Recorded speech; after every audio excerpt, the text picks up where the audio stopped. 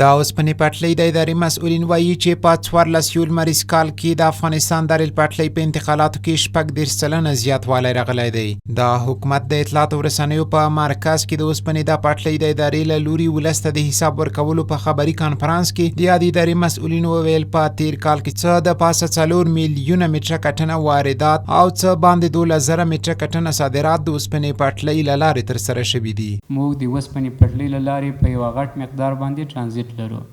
همدارنګه په همدغه مودې کې په ټولیزه توګه 4,407,840 متریک ټنه انتقالات شوي دي په ټوله کې واردات شوي دي.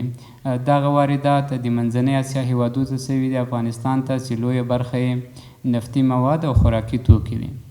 په پلان کې لرو هغه موږ کارونه باندې شروع دي. انشاءالله په 2 میاشتو کې به زموږ ټول بندرونه د مرکز څخه په انلاین توګه له دې ځای څخه کنټرولیږي او هدایت ورکول کیږي.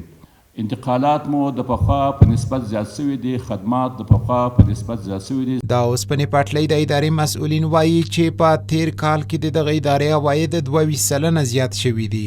افغانستان د اوسپنې پټلۍ ادارې په سږ کال کې په ټولیزه توګه 3 میلیارده 188 میلیونه 800,132 افغانۍ عواید راټول کړي دي او د افغانستان اسلامي امارت بیت المال ته سپارلي دي.